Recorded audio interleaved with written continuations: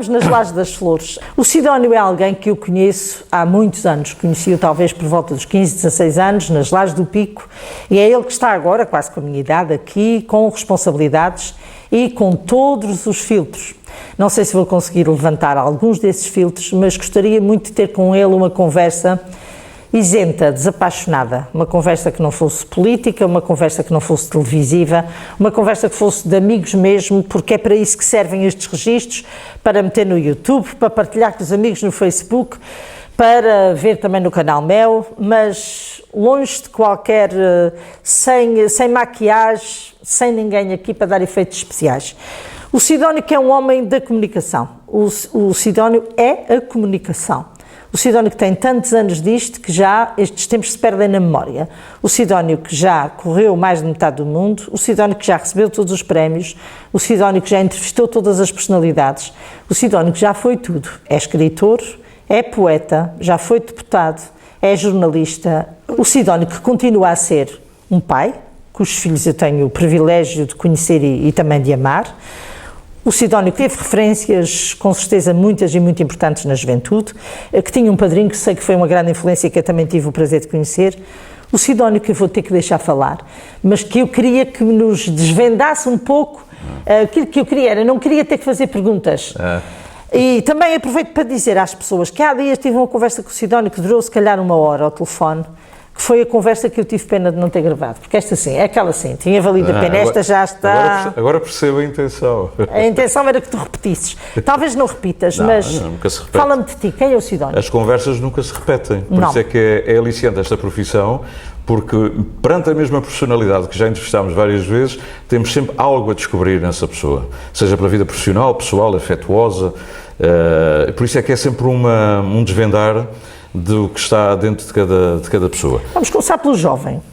Juventude, como é que foi, Sidónio? Olha, eu não nasci no Pico, nasci nos Arribos, o meu pai era militar e a família é toda da Ilha do Pico.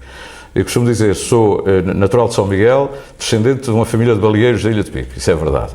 Nasci em São Miguel e depois fui para o Pico, meu pai foi para a Guerra da África, em 61, no sábado do Senhor Santo Cristo dos Milagres, ouvindo os foguetes, e o meu pai, despedindo-se de nós na Rua da Grotinha, despedindo-se de nós para ir para a guerra, em plena Guerra da África. Isso marcou-me muito, fiquei sozinho com a minha mãe na Rua da Grotinha, a minha mãe é das Lajes do Pico, o meu pai é das Lajes do Pico, e o meu avô veio numa traineira o mais cedo possível para o que é que nós íamos ficar ali fazendo, o que é que aquela minha filha vai ficar em São Miguel fazendo com aquelas crianças. E então o meu pai partiu para Santana e depois ia para a África, mesmo para o duro, para o mato, e fui com o meu avô para a Ilha do Pico, para a casa dele, e aí o Pico marcou-me imenso. Marcou-me imenso, onde eu tinha lá toda a família, portanto, eu considero-me um picaroto e gosto muito de viver em São Miguel e nasci em São Miguel, mas em rigor foi lá, e isso faz uma diferença porque esse momento foi marcante, o sábado do Senhor Santo Cristo, ouvir os foguetes, ouvir a rádio ao longe e a minha mãe lavada em lágrimas e a incerteza da guerra fez com que tivéssemos o aconchego da casa-mãe, na Rua de Baixo, na casa do meu avô, onde fui criado com outros primos, com os meus tios baleeiros, gente do mar e da terra. Isso, a minha infância foi toda marcada, e marcada pela ausência do pai. A minha vida está marcada por ausências do meu pai, por um lado, e eu depois, sempre como o meu pai foi 2 vezes à Guerra da África, e a minha juventude e a minha infância foram marcadas pela ausência dele. E eu hoje tenho os meus filhos ausentes. E há sempre filhos ausentes, e sempre presentes ausentes. Isso marca muito a personalidade da pessoa. Eu fui muito marcado por isso e pela imigração. Todos nós temos isso, mas aqueles que eram muito mais queridos partiram. Os meus primos todos estão no Canadá e na América. Os primos diretos, aqueles que nós fazíamos festas de anos e levávamos o bolo ananás e cantávamos parabéns a você, íamos ao senhor muito comprar as ofertas para entregar a casa do meu tio, por exemplo, o meu primo. Faz sentido que alguém do Pico, como eu, ou de São Miguel, que ande por aí, que tenha os primos mais diretos, já não os vejo há 25 anos, um vive em Las Vegas, o outro vive em San Diego, o outro está em Mississauga. Os primos dos meus tios com quem eu fui criado éramos uma escadinha. Isso faz algum sentido que a gente não se veja há 20 tal anos. Faz algum sentido que eu volte às Lajes do Pico e já não tenha lá o meu avô e esses tios. E quando eu vou ao Canadá já não esteja lá os meus tios, que foram imigrados, à procura de novas oportunidades, à procura dos novos filhos, dos seus filhos, de oportunidades para os seus filhos. e que hoje o que eu encontro são os sobrinhos, os netos deles, com nomes em inglês, com nomes em italiano. O Muniz vai desaparecendo e o primo Manuel, eles tratam-me todos por primo, mas eles depois não sabem onde é que ficava a Quinta das Laranjas, e porque não voltaram ao Pico, vão mais à Itália, e isso marca o meu percurso. E o professor Muniz, como é que foi na tua vida? O professor Muniz é um homem que dava um romance. Aliás, eu tenho a certeza que este bocado da minha infância e da minha dava um grande romance, para um grande escritor, obviamente. Porque é um bocadinho do Gente Feliz com Lágrimas, mas com muitas particularidades. A Guerra da África, o meu tio era professor à moda antiga, estudou no Faial e tudo, com os dinheiros que o meu avô ganhou em São Francisco da Califórnia, onde esteve 10 anos. Já não deu para o meu pai, por isso o meu pai seguiu uma vida militar, porque não era homem nem dos mares nem da terra. E o meu tio era um professor de têmpera, um homem rígido, mas muito inteligente e muito culto. E é um homem de negócios, era um businessman. E, portanto, esteve sempre ligado ao mundo do atum, teve uma traineira de atum, esteve ligado ao mundo da baleação, as relações com a Alemanha, as cartas que ele tinha com a Alemanha, os barcos que vinham buscar óleo da baleia ao portinho das Lajes do Pico, as relações internacionais que ele manteve nos anos 60, 70, a partir de 50 e tal, nas Lajes do Pico. Ele tinha frigorífico, ele tinha casa de banho, ele tinha telefone e tinha carro. Hoje, naquele tempo, era alguém importante. Ele ia a Lisboa falar com o tenreiro. Portanto, foi um homem que leu, antes do 25 de Abril, jornais como o Expresso, a Vida Mundial, as revistas, ele lia, e eu roubava-lhe também lá do guarda-fato para ler. E, portanto, eu fui tendo uma cultura de aproximação às coisas diferentes, porque eu gostava muito de saber o que é que se passava em África. Este gosto até pela busca da verdade vem desse tempo, de ser jornalista. Era a rádio da Argélia, a voz da Argélia, para saber o que é que se passava, porque aquilo não confinava aquilo que eram as notícias que a gente lia cá e aquilo que a gente ouvia dizer, uma emboscada no mato, e a gente passava o Natal sempre naquela aflição se houve alguma coisa no quartel do meu pai, no sítio onde eu estava, não era o quartel. E depois, quando um aerograma chegava ou melhor, o Lima chegava e não trazia aerogramas, isso era um drama para mim. Chegar a casa e dizer à minha mãe que não veio nada hoje e depois para a semana não veio nada outra vez, era muito complicado. A minha mãe tinha uma mesa de santinhos, punha-se a vela, rezava-se, eu fui tocado nessa reza. Meu avô, à luz fechada, a luz apagada, rezando o terço, eram as suas rezas. Mas tudo por causa do meu pai que estava na guerra, não havia luz, não havia nada disso. E era o meu tio que também me amparava nesse aspecto, que eu era uma espécie de filho. Ele também se sentia um pouco pai. Como os filhos deles partiram todos para fugir à guerra, ele ficou cá, por responsabilidades. E tive um contato muito forte. Ele era um galã, era um homem que teve várias namoradas, hoje em dia pode ser assim, mas era um homem avançado no seu tempo. E eu bebi muito dele, ele estava a mais no tempo, ou o tempo a mais para ele. E depois, no fim da vida, não foi compreendido por ninguém. E eu acho que fui a última pessoa, talvez pelas minhas viagens, também um pouco pela sensibilidade cultural dos nossos tempos, é que o fui amparando nas nossas conversas.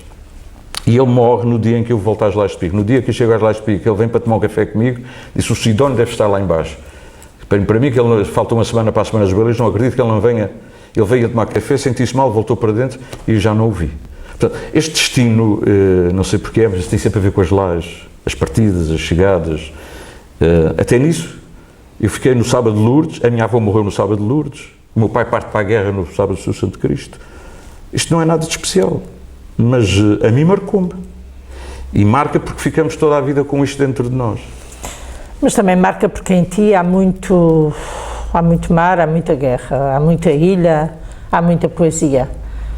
No deserto de todas as chuvas, não há ninguém, ou não vem ninguém. Já não vem ninguém. Já não vem ninguém. São 2 livros que refletem 2 momentos da tua vida. Claro que nenhum deles é o livro, ainda vai haver. Vão haver mais livros. Não sei, eu tenho mais, podem não ser aqueles, mas eu gostava de reeditar, eu gostava de pôr em livro Baleeiros em Terra, que é uma reportagem premiada, gostava de pôr as minhas crónicas cá fora e gostava de escrever uma carta aos meus filhos e à minha neta das viagens que eu fiz. Ou melhor, não é para dizer e descrever os lugares onde eu estive, não é paisagístico, mas os encontros que eu tive. Mas fosse um texto aberto, talvez poético, porque não sendo um poeta, já reparei que muitos dos prémios que me entregaram, grandes escritores portugueses que faziam parte do júri disseram que eu tinha levado para a rádio uma poética. E, portanto, seja na rádio ou fora dela, ela vive cá dentro. Agora, se é um poeta ou o poeta, talvez não. Mas é um jornalista que escreve com poética. Isso eu sinto que não consigo escrever. Por isso é que às vezes não sou tão objetivo quanto isso. Às vezes estou para além, estou mais no porquê das questões, no enquadramento das coisas, no pensamento, da dialética. Portanto, talvez pela idade, talvez porque a gente não quer saber já a novidade de hoje, mas digam-me as novidades todas que eu quero saber porquê. Eu estou mais nessa fase. Mas tu na tua casa tens milhares de coisas, tens milhares de livros, os tributos. O que é que tu gostavas que fosse feito com isso tudo, um dia? Olha... Fica tudo para a Benedita? É um problema que eu tenho. E que é um problema, não é... Há pessoas que têm muito mais, mas... a casa é pequena, mas está cheia. O que está lá são coisas muito importantes, porque são memória de carreira. E a minha carreira não é aquilo que eu fiz, é a dádiva que eu sinto das pessoas. As pessoas oferecem-me coisas, sobretudo porque eu faço programas na RTP Internacional há uns 15 anos, 14, 15 anos. Eu entro em casa das pessoas quase semana a semana, as pessoas sentem e sentem-me com alegria. Levo as coisas que eles têm saudade, eles choram por mim e comigo. E chorar faz bem. Eu sou um homem que chora. E quando menos espero. Mas essas pessoas quando choram, e as pessoas até quando me veem se comovem, não é por mim, Sidónio, é por aquilo que representa ao levar esses momentos, saudades, essas recordações. E há pessoas que viajam muito, mas há pessoas que há muitos anos não viajam. Há pessoas que não voltaram cá. Eu, antes de ir para o Parlamento, estava a fazer uma reportagem que era precisamente o que vai na cabeça das pessoas, dos homens da terceira idade, que estão na América, na Califórnia, que jogam às cartas nas tardes de São José, nos clubes de Toronto, nos centros culturais, e que o sonho deles era morrer no seu lugarinho, na sua ilha. E eu encontro neles a mesma coisa que nós encontramos aqui. A assistente social, os filhos criados, eles já com uma dor ciática, também já vão aos doutores, sentem-se acabados e sentem que já não têm forças, nem ninguém lá para voltar à ilha, sabendo que queriam morrer aqui. Estão a jogar o dominó, continuam a contar anedotas, mas se parares um bocadinho a conversares com eles, tu tens ali dramas interiores extraordinários. E aí começa o poeta. Eu estava a fazer um trabalho com depoimentos extraordinários. Eu tenho o caso do meu tio, que foi baleeiro toda a vida nas Lajes do Pico. Era o Ceia Parré, considerado um dos maiores remadores de sempre dos Açores. O peito dele, a força que ele tinha a remar, era um homem consagrado. E ele foi por causa do filho. Foi trabalhar para o aeroporto de Toronto. Mas o meu tio, depois os filhos cresceram e tem os tais netos, e ele foi envelhecendo. Ele, quando eu ia lá, ele agarrava-se a mim, mais a minha tia, que me criou e que fazia a roupa, ela era costureira, a coisa, quase que ele pedia para voltar para trás, mas ele não sabia para onde é que ia. Por isso é que eles discutem, quando estão na América, às vezes até têm posses, discutem o quintalinho, o bocadinho de quintal de uma herança cá. E às vezes dizem, mas para que é que aquele homem está tão bem na vida, precisa deste bocadinho e vai estragar este quintal que era do João que estava aqui, nas Flores, em São Jorge. No fundo, é aquele bocadinho, é o que ele sempre sonhou, é ter um lugar onde possa pôr ali uma kitchenette e dizer, eu vou morrer aqui. E não conseguem dizê-lo, não conseguem fazê-lo e morrem com este desgosto. A última vez que eu estive em São José fui ver campas de pessoas amigas, que eu já não via há anos e que morreram entretanto. E eram os filhos que me levaram lá e disseram, pá, que é feito do teu tio? Que é feito do teu pai? E eu vou lá e vejo aquelas campas, os nomes, o Sr. Lima, o Capitão, pessoas com quem eu convivi tanto, noutras circunstâncias. E disse, mas este homem era de Faial, a mulher do continente, eles estiveram em África, deram a volta ao mundo. Ele está ali, anónimo, sem ninguém, sem a família. Isso para mim faz-me correr profissionalmente. É tentar juntar as fragmentações, os sítios, o imaginário das pessoas e confortá-las, mesmo que nós estejamos perto um do outro a chorar os dois. Mas isso não se explica, eu não sei explicar isso. Agora, é quando eu vejo alguém que tem uma certa idade e pergunta-se, a primeira pergunta que eu faço é sempre: onde é que a senhora mora? De onde é que é? Há quantos anos não vai lá? Ah, senhor. O senhor não diga a ninguém, mas há 30 e tal anos. Com as passagens da maneira que estão. Há 30 e tal anos. A senhora já não conhece aquilo. É que falam de ruas que quase já não existem porque estão abafadas pelo crescimento. E as pessoas começam a chorar porque já quase sentirem que não são daquele lugar. É o seu lugarinho, mas quase sentem que já não são daquela ilha que eu estou contando. Isto é um drama humano, o lama da terceira idade, multiplicado. Eu tenho uma frase de um poema que diz: as pessoas a ilha está rendilhada, a ilha faz parte da renda, e portanto é como se as mãos bordassem outras ilhas, não é? Tem a ilha dentro, a rendilhação, não é? É bordar coisas novas, mas estamos a viver os mesmos dramas todos, porque eles vivem lá, vivem os Açores nos seus contextos. Podem chamar guetos, podem ser lá momentos fechados, sítios não abriram à sociedade, não aproveitam, talvez por uma razão cultural, etc., levam as tradições todas, mas no fundo, o que eles querem era voltar para trás, porque muitos deles foram sem a preparação de imigrantes, não tinham foram por causa dos filhos, foram para dar oportunidades a outros, não para eles, era mais por causa dos outros. E quando perguntas pelos meus livros e pelas minhas coisas, esse é o drama que eu tenho. Quer dizer, eu hoje, em São Miguel, a gente diz: eu estou cá e os meus filhos estão fora, mas nenhum deles está com ninguém. Um está no Porto, outro está em Lisboa, a outra está em São Miguel, eu estou ali, mas a minha mãe já não é viva, nem o meu pai, tenho uma irmã, mas a gente não se vê, raramente se vê, porque a gente tem o ritmo de vida. E, portanto, onde é que nós estamos? Que família é esta? E a família, aquilo que nós chamamos o núcleo fundamental da sociedade, que é a família hoje, também face ao progresso, à evolução social, a família também se fragmentou, mas se reorganizou de outra maneira. E às vezes custa-me perceber que já não és da minha família. O meu tio, esse tal meu tio que falaste há bocadinho, ao fim de muitos anos, e depois ter filhos de outras raparigas novas, mas sempre muito aceito lá na casa. A minha filha San Diego uma vez, e a tia Conceição, eu falava da minha tia, a tia, e uma vez, tia, até para a próxima, sempre foi a minha tia, não sei. Ela a chorar assim: tu já não és meu sobrinho. Tu já não és meu sobrinho. Eu hei de ser sempre sobrinho dela. Porquê? Porque constitucionalmente, juridicamente ou socialmente inventaram uma coisa qualquer. Mas na família, naquilo que nós imaginamos ser os nossos parentes, a tia Conceição não pode deixar de ser a minha tia Conceição. E na família tua, a Carolina é a filha mais próxima de ti, é mais parecida contigo?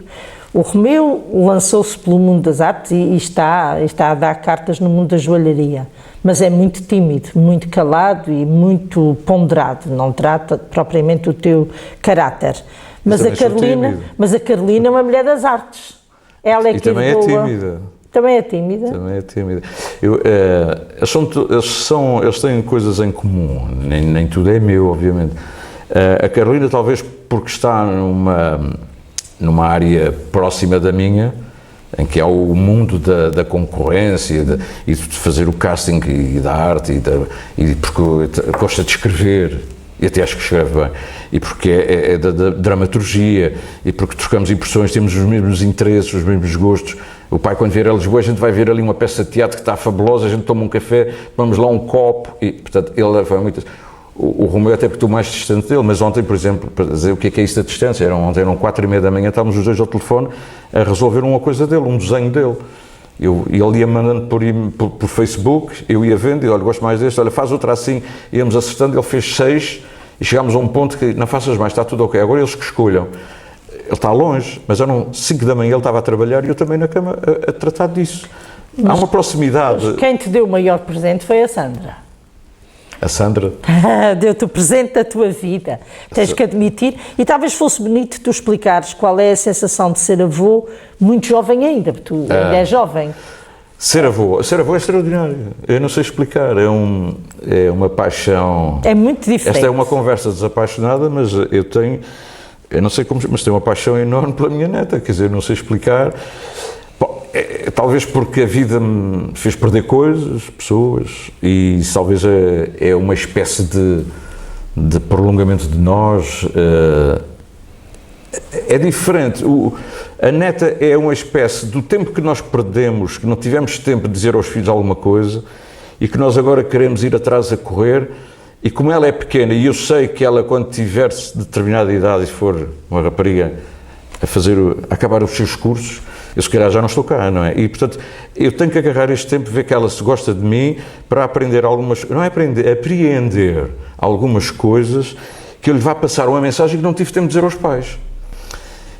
Que está na tal biblioteca, que estão nos livros, estão naqueles segredos. Alguém tem que saber, depois, um dia mais tarde, dizer: o meu avô está aqui. Porque a minha neta vai ter um problema se eu não lhe disser agora qualquer coisa. Agora, quer dizer, agora enquanto é tempo. Sim, enquanto é tempo. Que ela vai ao Google e põe lá Sidónio Betancourt, imagem, e vai ver 300 programas do avô.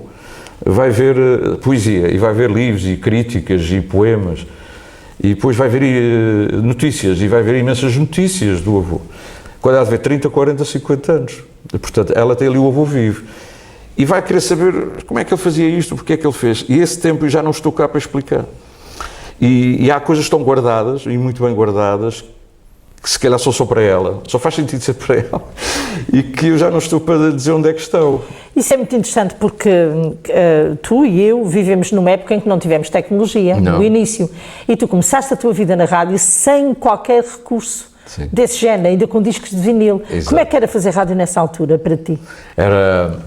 Eu como vivi no continente 3 anos e tinha a paixão, era uma criança deslumbrada a ver televisão, nos anos 67, 68, 69. Apanhei a época do Zip Zip, do Carlos Cruz, Fialho Gouveia e Raul Solnado. E tudo que era noite de teatro, noite de cinema, noite de variedades, TV Clube, Cine Clube, eu bebia tudo. E depois ia para Aveiro às 6 da manhã num comboio e às 8h30 tinha que estar nas aulas. Portanto, perdia-me a ver televisão, deslumbrado, com o Se Bem Me Lembro, com esses programas, o Alves dos Santos, apanhei essa gente tudo. E, portanto, quando vem o Rádio Português, os relatos de futebol, quando vem para os Açores, queria ser como esses. Eu queria ser o Carlos Cruz. Queria ser como o Carlos Cruz, que era um ídolo. E é um grande projeto, sem dúvida, uma referência. E então, eu fazia relatos com balde, para a voz ficar mais grossa, um balde virava ao contrário e ficava mais grosso. Punha 2 equipas, uma de Benfica e uma de Sporting, fazia relatos olhando para os papéis para não me enganar, para dar ritmo. E, portanto, quando cheguei cá, sentia que a rádio era a emissora nacional. E, portanto, faltava ali uma coisa qualquer jovem. Claro, eu, na minha ingenuidade, um dia fui bater à porta do emissor regional dos Açores, da emissora nacional, a dizer que gostava de fazer, faz favor, nunca mais me esqueço, um dos meus mestres, Luís Cabral, disse: faz favor, o que é que desejas? E eu disse: é para fazer rádio. Portanto, o que é que este puto quer fazer agora rádio? Isto não é assim. Claro que não era assim. Agora, ao fim de algum tempo, de apresentar um guião, de apresentar algumas ideias, e tive que apresentar um conceito, eles até, como eu não falava a moda de São Miguel, porque tinha a coisa do Pico e do continente, eles acharam piada. E como já tinha feito muitos treinos em casa, fazia rádios em casa com 2 gravadores e discos, inventava programas, tardes inteiras, fazia teatro em casa, sozinho, e chamava meus pais, gravava num gravador, e chamava-os ao fim da tarde, de domingo, em Águeda, meu pai e minha mãe sentados a ver. Minha mãe já achava que eram tolices, meu pai não tem mais nada a fazer, mas apanhavam aquilo e eu fazia o pano. A minha filha vem daí, a Carolina. Eu fechava com um lençol, punha as barbas com um palhadaço, fazia barbas e interpretava coisas da seleta literária. Fazia interpretações. Pronto, queria que eles batessem palmas. E tudo começou aí, esse gosto de fazer. Quando cheguei cá, quis introduzir isso, mas não foi nada fácil. Eu comecei antes de 25 de Abril, e só depois de 25 de Abril, o meu primeiro programa de rádio chama-se Visão 74. O 25 de Abril é em 74. Então chamaram-me a dizer que eu podia... Pronto, olha, o teu programa afinal vai para o ar. Já tinha feito vários testes, gostavam da voz, mas nunca ia. Chegava-se: olha, para a semana, está pronto? Vamos alinhar. Chegava a hora, outro artista qualquer falava. Eu nunca percebi o que era. Quando me disseram para eu falar depois de 25 de Abril, eu percebi que estava tudo riscado. Havia frases do Luther King. Eu tinha 17 anos, um homem que não morre por uma causa não é digno de viver. Tinha esta frase. Aguentei. Portanto, eu na minha ingenuidade, na minha pureza de querer dizer coisas, ao nível de um cristão que quer falar da juventude, das questões do amor, e de peace and love, das canções da Melanie, aquelas canções mais revolucionárias e tal, mas dentro de uma pureza cristã. E então, nessa altura, fazer rádio era querer chegar às pessoas. Querer ter uma mensagem. É um programa com mensagem. Os programas... eu tinha que ter textos para ter conteúdo, senão ninguém me aceita. Só para locutores eles tinham lá, para pôr discos. Eles queriam mais qualquer coisa. Eu tinha que falar aqui de uma coisa, que foi a tua passagem pela Assembleia. Tu não gostaste muito desse tempo? Gostei. A Assembleia, é assim, eu gosto de política. Aliás, eu questionei-me sempre muito novo, sou jornalista por causa da política. Sim. Provavelmente. Eu que no fundo sou um homem de rádio. E no tempo em que a rádio também éramos polivalentes. Nós éramos um todo. Fazíamos apresentações, apresentávamos espetáculos, fazíamos teatro radiofónico, fazíamos as notícias. E também tive a sorte da mudança da escola francesa que veio para Portugal. E fui um dos primeiros em Portugal a entrar. E fiz estágios em Lisboa, com o António Jorge Branco, com apanhei a Dona Maria Leonor, essa gente toda que transforma a rádio e o jornalismo radiofónico. Mas o que eu sou é um homem da rádio. E depois segui o jornalismo. Porquê? Porque as questões autonómicas sempre me interessaram. Eu admiro imenso os velhos autonomistas do século XIX, aquelas lutas, a capacidade que eles tiveram de realizar coisas nos Açores. Que não a autonomia democrática, mas os velhos autonomistas, o amor à terra, isso apaixonou-me sempre. E o facto de ser jornalista, para já como carreira, depois era mais nobre questionar, perguntar, fazer, mas sempre com a realização radiofónica ao lado. Portanto, daí a minha apetência por programas de grande informação. O outro lado das coisas, o lado mais semanário, mais interpretativo, se assim quiser. Ora, o que é que aconteceu? Em determinada altura, como eu estava muito metido nas causas, como jornalista, havia também necessidade de um emblema, portanto, e fui convidado para ser, como independente, ser deputado.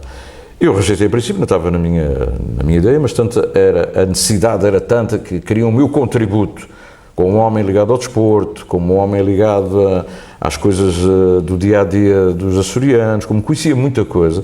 Eu também fiz um balanço, eu era chefe de informação, eu fiz um balanço, e disse, por que não também dar um contributo?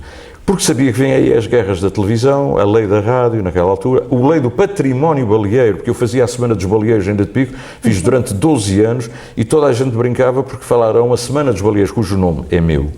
Portanto, vem do centenário de Lourdes, a festa de Nossa Senhora de Lourdes, mas depois criámos a Semana dos Baleeiros. E não havia botes baleeiros, não havia regatas de baleeiros. E tivemos que reinventar, arranjar uns, fizemos regatas com 2, 3 botes. E eu percebi que era preciso regulamentar isso.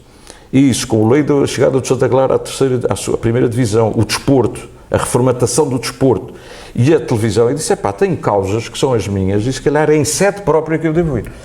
Bom, agora, se me disseres assim, é um espaço onde tu te revês em permanência, estar lá uma semana inteira, fazer trabalho parlamentar, que não se vê, que as pessoas também têm uma ideia errada do que é o deputado e a vida parlamentar e o trabalho parlamentar. Outra coisa é a discussão política que está entregue também às direções políticas, aquilo tem uma hierarquia. Mas esse lado não é um lado de paixão, porque eu acho que escrevendo um artigo, uma coluna num jornal, assinado por mim, tem mais força do que uma intervenção na Assembleia Regional. Porque eu logo levo palmas de um lado e logo metade já não bate palmas. E num artigo de jornal, toda a gente vai ler o jornal e vai dizer ele tem razão, ou não tem razão, mas já não é por fracção, não é por divisão, porque estou de um lado e os outros têm que dizer que não sempre. Eu gosto da dialética, eu gosto de estar, e sou muito consensual para poder estar numa guerra entre aspas, partidária. Eu não consigo estar, porque eu gosto de criar consensos para se fazer coisas. E ali há a necessidade de estar contra coisas com as quais às vezes até concordamos. E não podemos estar por razões várias. E, portanto, foi uma passagem, aprendi imenso, é impossível passar no Parlamento. Sim, é impossível. Aprendi a política por dentro. Aprendi a perceber que se não gostava de algumas coisas, cada vez gosto menos. mas também percebi e deu nobreza a algumas coisas que se defendeu e intervenções que se fizeram. Olha, por exemplo, este Dia dos Açores é assim, muito por uma intervenção de fundo que eu fiz na Assembleia. E tu, há bocadinho, na introdução que fizeste, cometeste esta pequena gafe que fez essa tal intervenção minha de fundo na Assembleia Regional. É que chamaste a isto o Dia da Autonomia. É o Dia dos Açores. É o Dia dos Açores. Os Açores têm 500 anos e a autonomia tem 40 e tal. E então, é aí por isso eu fiz essa intervenção. É como chamar ao Dia de Portugal o dia 25 de Abril. E a minha intervenção foi essa na Assembleia. E hoje, se calhar, é a autonomia que se desloca aos Açores e a autonomia vai andando para celebrar os Açores. Porque de antes, no princípio, havia o Dia dos Açores, o Espírito Santo, e as pessoas faziam na Assembleia Regional. Todos os deputados iam para lá fazer uma ação para ouvir um senhor falar, ou chegar uma fotografia, e ninguém queria ir. E então, face a essa intervenção que eu fiz, com o Carlos César, o Dionísio Sousa, me pediram muito, e discutiu-se muito, e encontraram esta síntese, que eu acho muito boa. Muito o que não retira que não se faça, por exemplo, um dia dedicado ao Dia da Autonomia, há discussões sobre a autonomia no Parlamento, uma sessão especial, sim. que se fizesse isso mesmo, 2 de março, uma coisa assim. Foi até o que eu defendi por causa do decreto do Índice Ribeiro. Mas o Dia dos Açores é uma coisa e o Dia da Autonomia seria outra. Nós juntamos uma, porque os Açores não vivem hoje sem a sua autonomia. O Atlântida foi o programa que mais te projetou, é como diz o outro. Deu mais visibilidade. Mas deu-te muita visibilidade no resto do mundo, e visibilidade pessoal e visibilidade aos Açores também. Tu tens levado coisas incríveis ao Atlântida. O que é que falta levar ao Atlântida? Já vi tanta coisa, todas as semanas, é incrível. Como é que é possível variar tanto? Porque o Atlântida tem um conceito, tem uma ideia, e portanto há muita gente que acha que o programa devia ser, até já quem defende que devia ser em inglês, não é? Eu não sei como é, eu ainda hoje continuo sem perceber como é que se defende a língua de Portugal no mundo. Há programas para defender a língua e depois o programa é em inglês, quer dizer, portanto, há de haver programas que sejam assim. O programa tem um conceito, é um programa de memória, de revitalização daquilo que é a nossa tradição, da nossa identidade, é um programa identitário, e dentro disso acompanhar a renovação das ideias, a contemporaneidade, se eu puder juntar, porque há muitas coisas modernas que vão buscar às raízes e que são atuais, e são os Açores de hoje. Bom, é bom fazer essa ponte.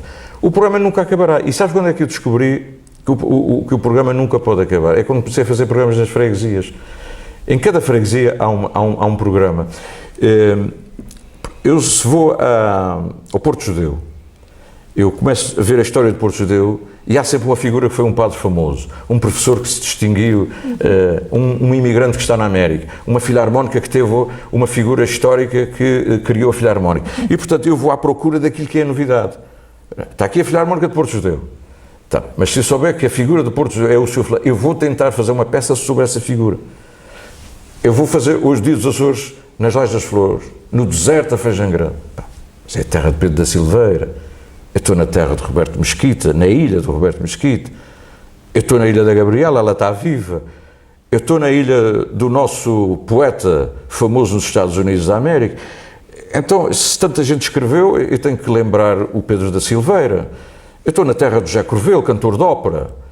Se eu não fizesse o programa na Feijão e o Dia dos Açores não fosse ali, eu não podia, se calhar no estúdio não me ia lembrar disso.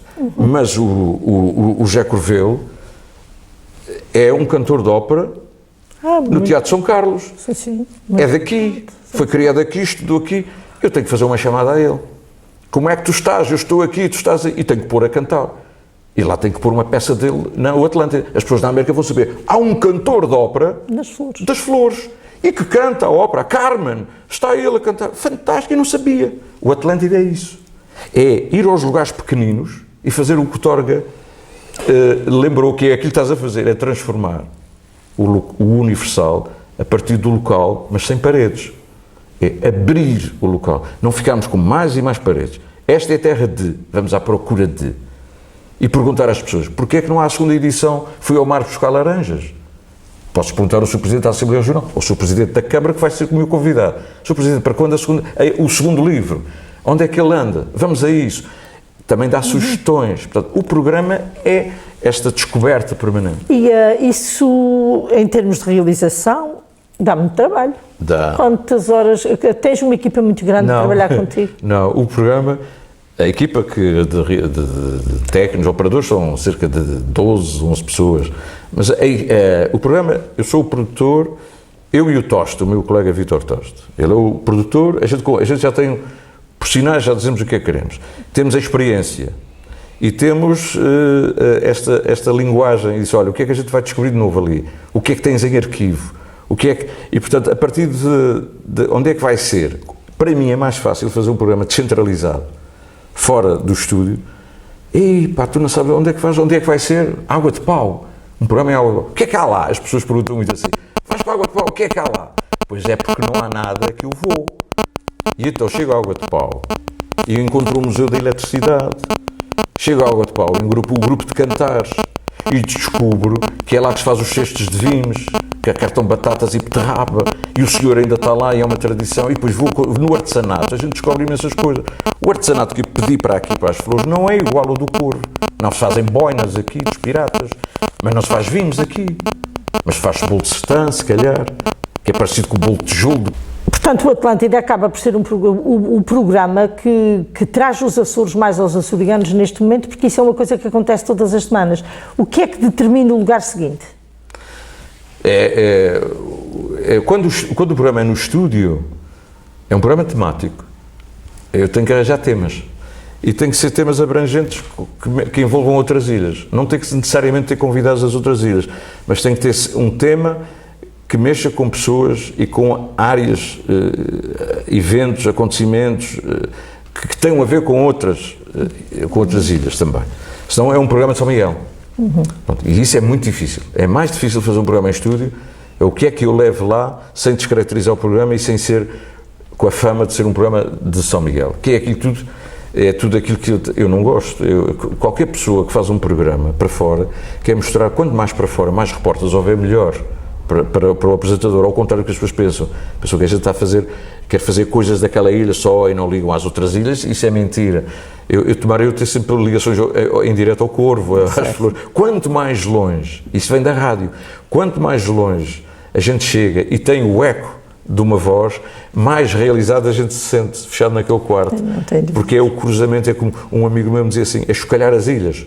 O segredo é chocalhar as ilhas. Chocalhar as ilhas com ideias, num programa de 1h30 ou 2 horas de todos os dias, foi quando eu criei o Interilhas durante 10 anos, é chocalhar as ilhas. Escolhendo as ilhas, criamos surpresas, teremos emoções, criamos identidades e põe as pessoas a conhecer-se umas às outras. E as pessoas estão sempre à espera quando é que vai calhar a minha vez.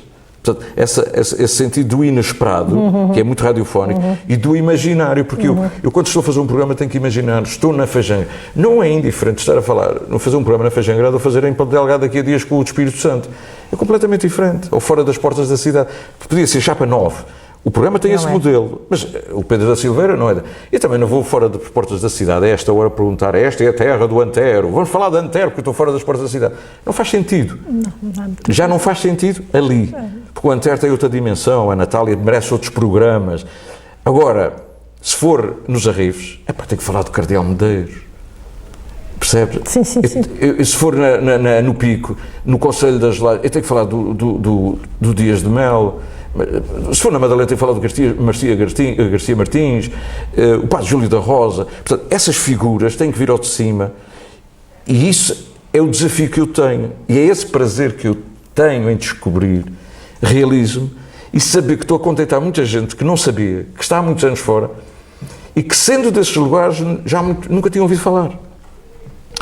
Isso pensa que não é fascinante.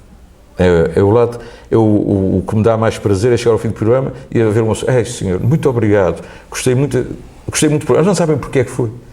E quando as pessoas dizem todas as vezes que gostaram, se a gente junta, os programas são todos diferentes.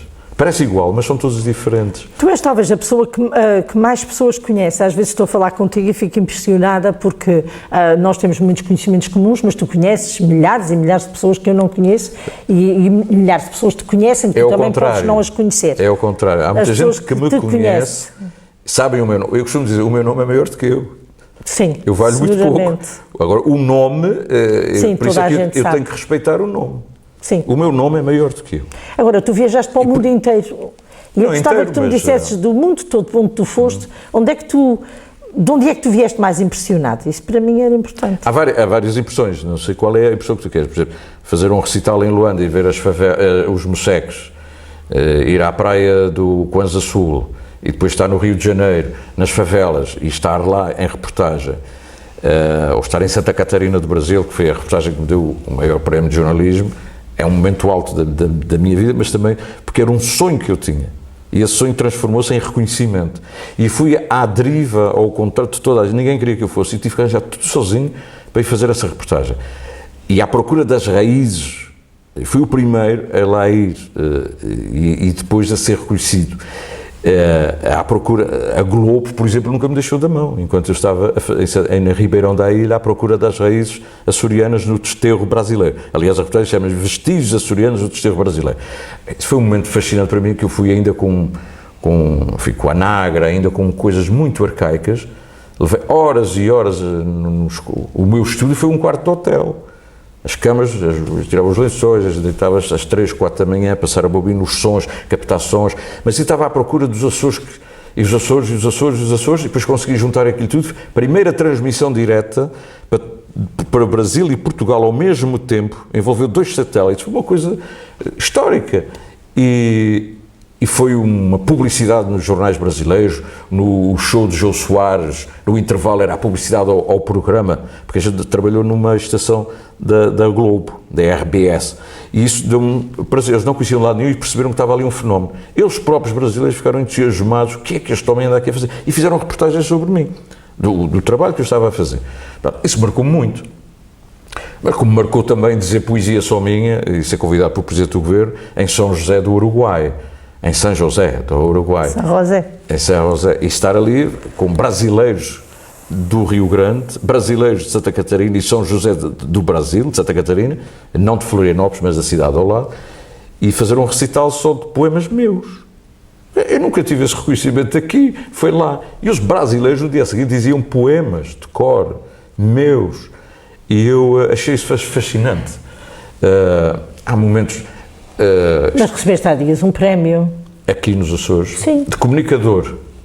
Nunca tinha recebido, e isso é importante porque, no fundo, a comunicação faz com comunicadores. Eu tinha de jornalismo, mas de comunicador e é gratificante, eu gosto, senti muito sensibilizado, até porque é uma instituição... Completamente, fora de... não faz favores. E os júris são mete, por exemplo, Parlamento, mete outras áreas, governos, presidentes de Câmara, etc. E, portanto, lembrarem-se do comunicador ser eu que não tenho... É curioso que agora que levo tanta pancada por estar na televisão, à frente da televisão, enquanto estou à frente da televisão, a televisão não presta, e já recebi 3 prémios enquanto estou à frente da televisão e quando tenho menos atividade como apresentador. Isto é interessante. No desporto, fiz 23 anos de relato de futebol, em cima de paredes. Há senhoras na América que dizem que adoravam ouvir os relatos, porque eu tinha que inventar imagens. Era muito giro, eu adorava ouvir-te. Os relatos de futebol dos Arribos com nevoeiro. Tu és benfiquista? Santa Clarense e benfiquista. Uau! É ao contrário. Sim. Mas fazer relatos com os nomes, eles diziam, o senhor faz um relato à moda de Lisboa. Mas os nomes não eram o João Pinto, era o José Manuel dos Arribos. Faz um bocadinho. Hã? Faz um bocadinho. Um bocadinho de relato? Faz de conta que estamos num jogo agora. Fazias isso com muita piada, eu adorava. Queres um bocadinho de relato? Diretamente do Estado de Alvalade, vamos agora imaginar, isto agora é imaginação, uma coisa muito antiga. Diretamente do Estado de Alvalade, Benfica Sporting, a contar para a 14ª jornada do Campeonato Nacional da Primeira Divisão. O Benfica à linha com José Henrique, Malta da Silva, Humberto Coelho, Rui Rodrigues e Adolfo. Tenta passar por começar, não consegue, o braço esquerdo, vai já para a direita, Rodimir, para o contrário, cruzou para a direita, vai cruzou, remata ao lado! Gol!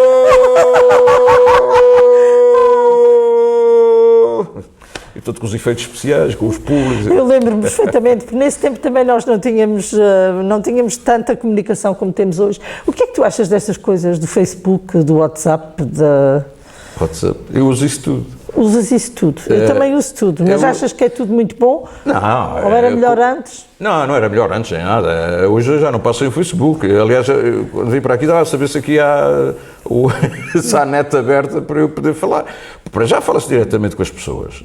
E, sabes que eu tenho a ideia da net, eu tenho grandes amigos criados na net, ou amigos ou amigas. Sim.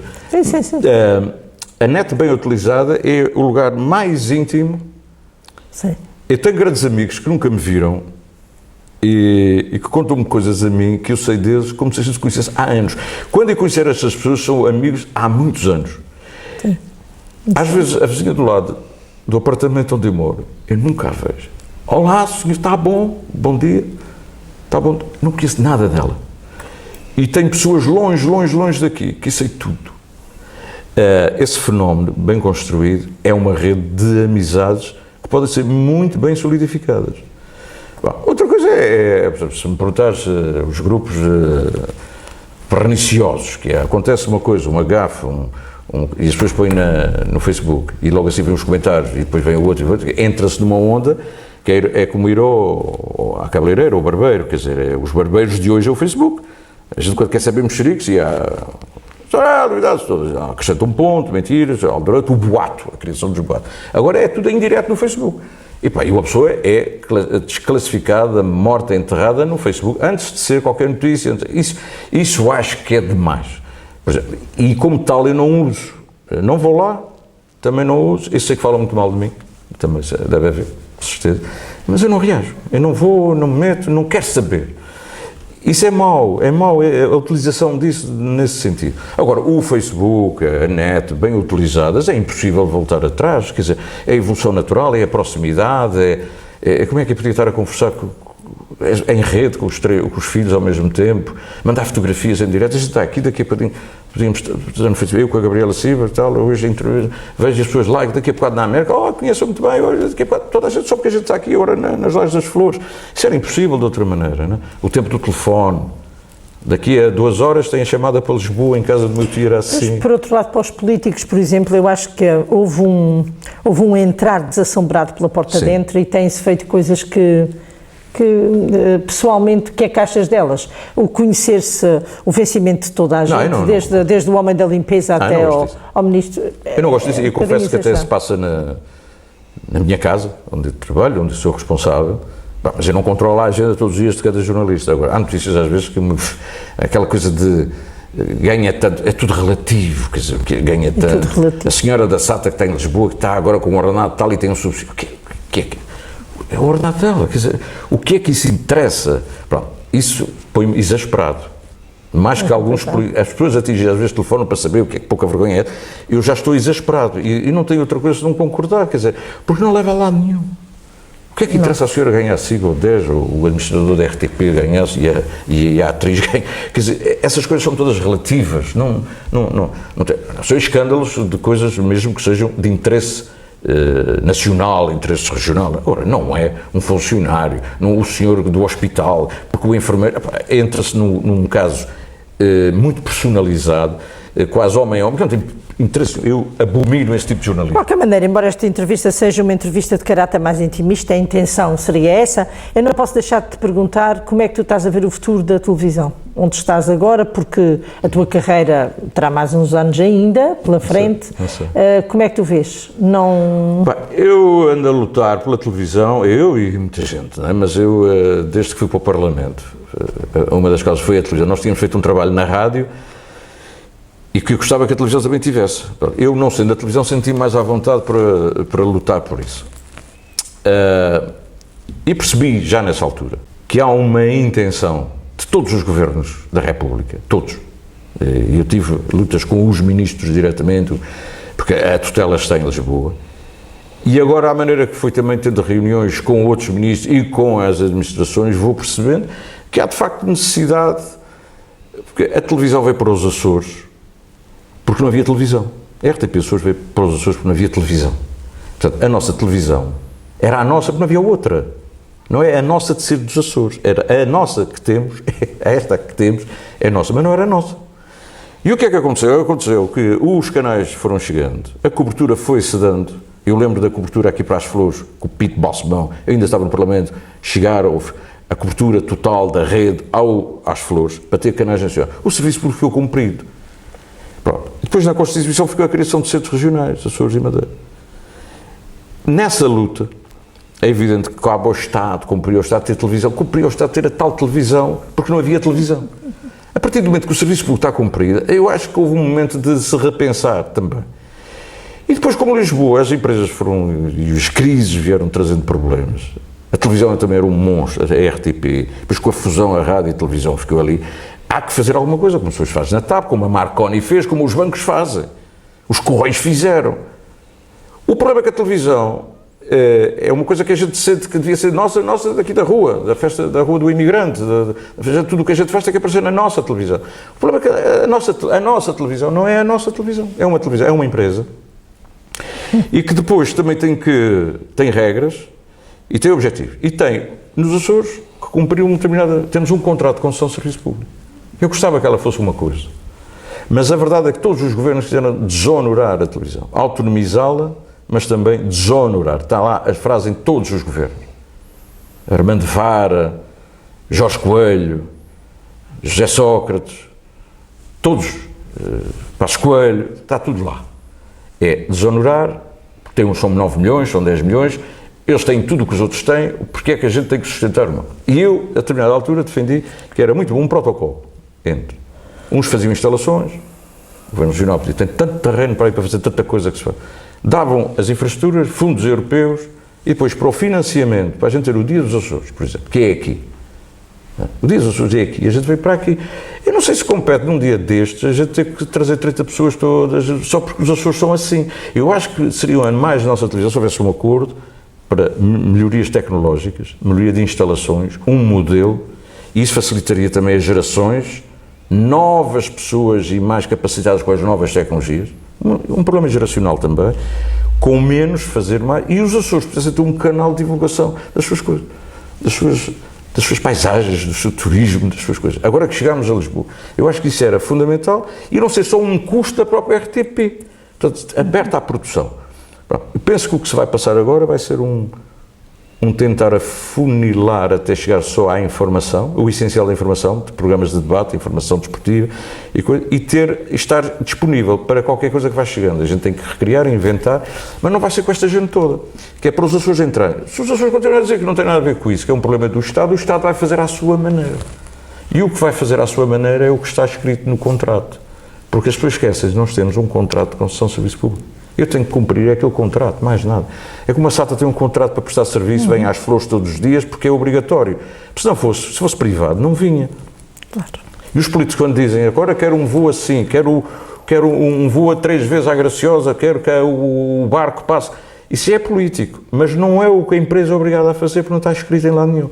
Bom, enquanto não se encontrar esta síntese, de termos uma televisão que eu chamo identitária, que seja do know-how da RTP, que tem os canais e a formação, todo o know-how RTP, com a contribuição em edifícios modernos, pequenos, adaptados, com a nova realidade. Já vi coisas gastarem milhões, e o edifício não é milhões, com fundos europeus, e que a gente tenha uma participação das ilhas, do nosso governo. E ser também RTP Açores, autónoma, fazendo parte do grupo tal, mas com a participação ativa. Se não for assim, eu acho que vai mingar e vai ficar naquilo que é o mais minimalista possível. A última questão, que é uma questão também muito importante para mim, é também: quais são os sonhos do Sidónio? Onde é que tu querias estar daqui a 10 anos? Que é normalmente a marca que a gente dá. Daqui a 10 anos, o que é que tu querias estar a fazer? Opa, eu adorava, eu adorava ter tempo, disponibilidade. Vestir as calças de ganga, eu sou muito desportivo. Gosto muito de andar à chuva e ao vento. Eu gostava de ter aquele tempo de poder estar entre São Miguel, para não perder a minha neta, poder passar uma temporada na ladeira do Pico. Sempre sonhei ver o pôr do sol nas ladeiras do Pico, chuva torrencial, e eu estar lá dentro do computador a escrever umas crónicas, a mandar para os jornais Portuguese Time, a ir almoçar quando me apetecesse com os amigos, poder dar a volta, pegar no avião e sair a Lisboa e estar 2 semanas, 3 semanas com a minha filha, e a gente ir aos sítios que eu gosto, aos teatros, e depois voltar à ilha e andar aí um pouco a escrever. Eu acho que tenho coisas ainda para contar. Acho que tem, não sei se é poesia ou não, mas ainda tenho coisas para escrever, tenho coisas para arrumar, tenho coisas para organizar. E se calhar, ainda a voz não se vai desapagar, mas gostava de fazer, por exemplo, dar voz a documentários, a coisas dos Açores, coisas, olha, da Viola da Terra, coisas que a malta está a fazer coisas de prospecção e projetar fora, ir a colóquios, dizer coisas com a experiência vivida, fazer um recital no Canadá, depois ia ficar lá uns dias com os primos. Sinceramente, ia ter coisas para fazer, mas com um bocadinho com os meus. Não era fechar e cortar com tudo, não consigo viver sem ninguém, gosto de estar sozinho, mas não sou da... gosto de estar sozinho, mas não sou da solidão. Eu adoro estar na Quinta Avenida, sem ninguém conhecido, na Quinta Avenida em Nova Iorque. Adoro parar em Paris, tomar um cafezinho, no meio dos gajos a tocar violino nas ruas, conhecer pessoas, falar de coisas, ler um livro à meia da tarde, fazer... Isso não é solidão, é estar comigo. Eu adoro. E estar com aqueles que eu mais gosto. Só que eles estão longe todos.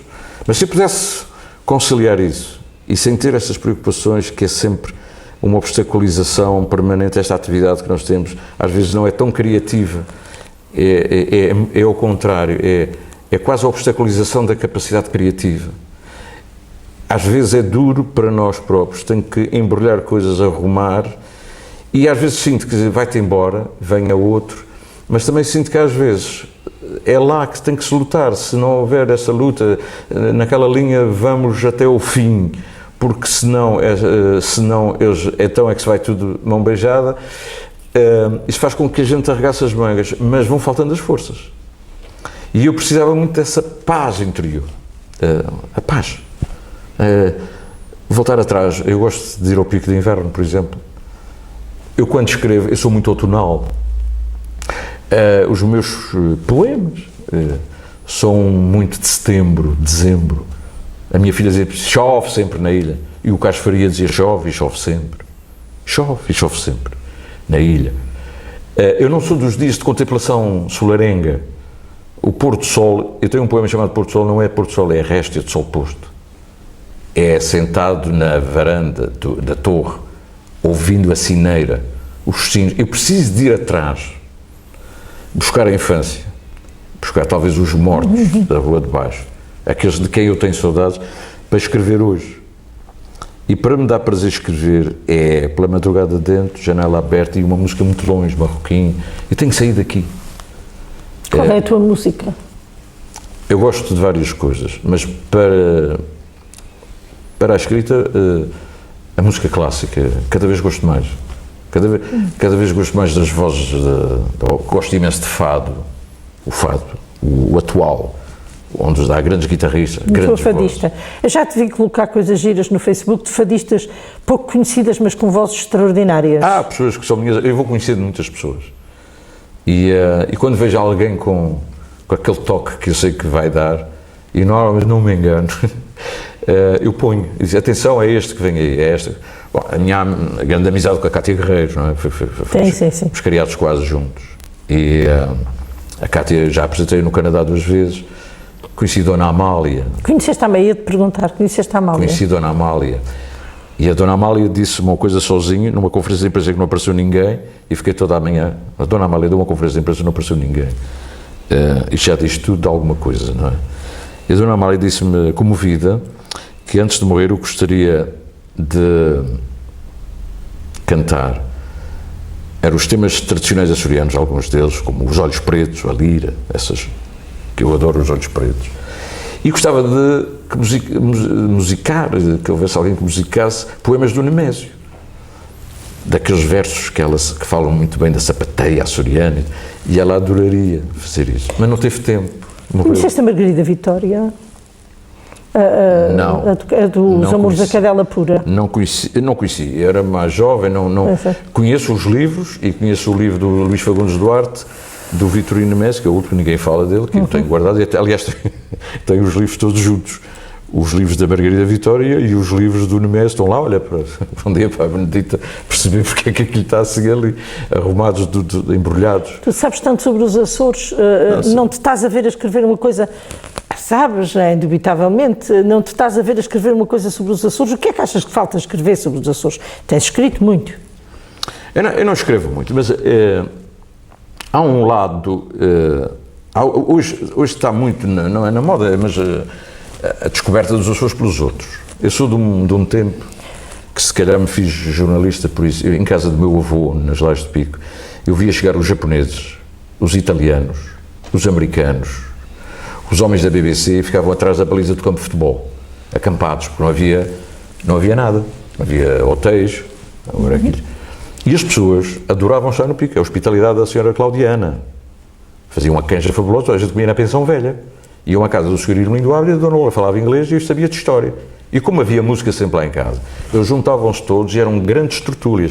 Foi assim que eu me tornei amigo do Trevor Osby, da BBC, grande apresentador de televisão. Eu era um puto e eles iam à minha casa jantar. E depois, hoje é que eu percebo, o Trevor foi meu amigo.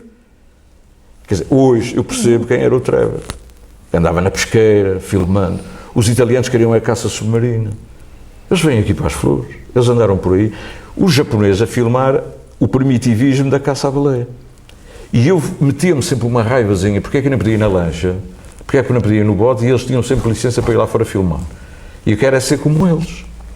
Portanto, esse gosto de descobrir o que é que está para além daquelas câmaras e dos livros que estão no Museu dos Baleeiros, o homem que escreveu o Daniel, e que depois punha os livros a vender em Nova Iorque, e vou ver lá onde é que estão os livros à venda. É em Nova Iorque, em Londres, nas grandes livrarias de Boston, sobre o Daniel, das Lajes. E eu disse, então se vem gente contar o Daniel, porque é que eu não hei de contar?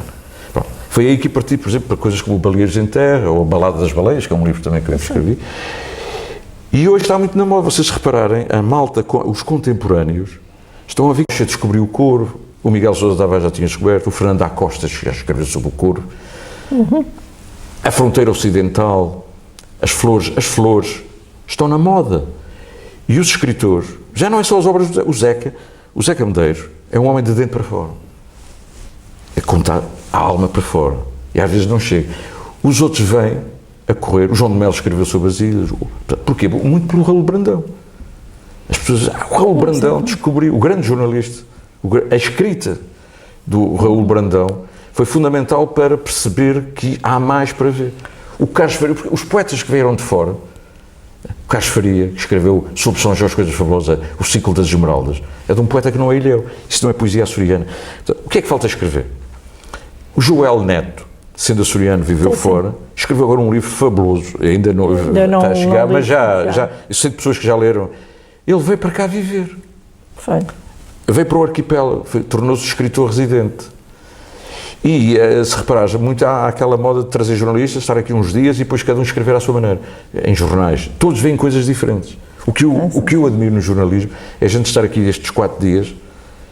Eu há bocadinho fui àquela janela e reparei numa coisa, eu nunca tinha visto aquela Casa do Espírito Santo daquele lado. Eu nunca vi a traseira da Câmara. E ali é que está, é fabuloso trabalhar ali. Ali está a história. Está tanto para desvendar daquele lado. Portanto, a gente vir aqui fazer um programa à frente da Câmara, e pensar no turismo rural, pensar nisto tudo. Mas não há turismo rural se a gente não mostrar aquilo. E porquê é que eu nunca descobri aquela casa ali? Porquê é que eu tirei uma fotografia ali?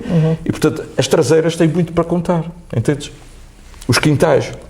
Sim. Eu hoje vou à casa do meu avô nas Lajes de Pico, o meu primo que ficou com a casa, tem dois apartamentos no tal quintal que o Tio Manuel queria. Outro dia fui lá dar um abraço. Alô, está gente em casa? E quando cheguei lá, yeah, what man? Oh, era um alemão. Oh, beer, no. No quintal do poço do meu avô, do poço de Maré.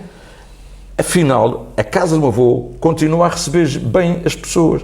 Ou seja, os estrangeiros continuam a vir à procura daquilo que nós temos para contar. Agora, a questão é esta. Eu não sei se a gente pode contar com a proximidade que temos, se a gente pode contar, se a gente sabe contar o que nos é mais próximo. Pois. E se tu reparares uma coisa, todos os grandes livros açorianos, os escritores açorianos escreveram tudo fora daqui.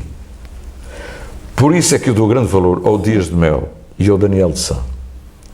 Escreveram no lugar. Mas mesmo assim o Dias de Mel precisava de se ausentar para Lisboa ou para o Alto da Rocha para escrever as coisas de São Miguel. Eles trocavam. O João de Mel escreveu quando estava no apartamento em Lisboa ou em Madrid. O Nemésio escreveu fora. A Natália estava em Lisboa, na Rua Rodrigues Sampaio. E, portanto, esta distanciação... Porque eu escrevo, eu não consigo escrever nada sobre São Miguel. Eu quando escrevo, vou sempre ao meu imaginar, eu preciso estar longe, distante. Quem sou eu?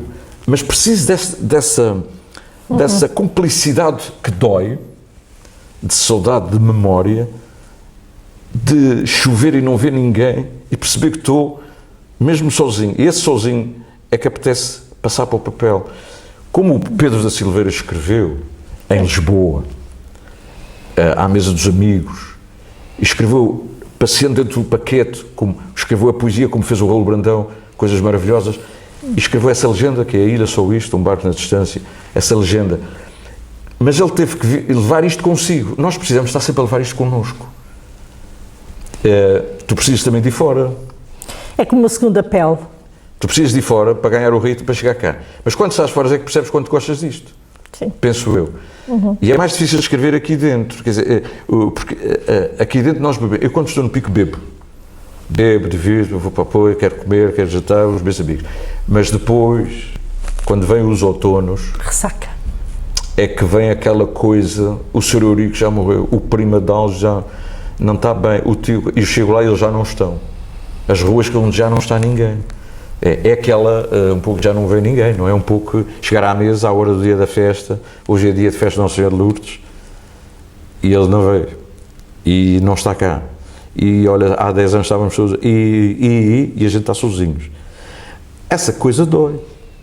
Chamar ao pai, vamos para a mesa. E ia dizer, pá, tenho que acabar isto, vão comendo. Eu hoje, se calhar, não dizia vão comendo, eu ia mesmo para a mesa, porque tenho saudades de ir para a mesa. Entendes? É isso que falta contar, que é o nosso lado intrínseco, que é muito nosso, de dentro para fora. As tardes frias de maré seca, as trindades aqui, o toque dos sinos, quando não está mesmo ninguém. Nestas ruas, que a gente passa para baixo e para cima, não vê viva alma, e ouve um sino ao longe, tão, onde é que estamos? O que é isto? E isso é que é preciso escrever, e está muito bem escrito até por outros, não é? Por isso é que eu não sei se vai a tempo de escrever mais alguma coisa. Agora, é esse lado, e é um lado contemporâneo, um olhar de fora. Há gente nova fabulosa, gente que olha isto, caricatura isto, que tem saudades, que os novos gostam mais disto do que nós pensamos. Vêm aqui a correr e inspiram-se nestas matérias orgânicas para transmitir na sua arte. Obrigada por teres estado comigo. Não dissemos quase nada, comparado com o que podíamos ter dito, mas eu também percebo que tem que haver algum filtro, porque o mundo não acaba aqui e este não é o último dia das nossas vidas. Mas foi um naco de prosa muito agradável. Depende sabes, as conversas são como as cerejas, depende para onde a gente vai. Pois, teria muito mais para onde ir. Não está nada aqui da conversa de há dias, de uma hora. Haveria muito mais para dizer. De qualquer maneira, esta é uma conversa para a posteridade, com alguém que tem ainda uma carta aberta para escrever aos filhos e à neta, contando coisas, as coisas que só ele sabe, mas que tem lá entre os pergaminhos do património intelectual de uma vida dedicada à comunicação e aos outros. Muito obrigada, Sidónio. Muito obrigado por estar contigo. Obrigada.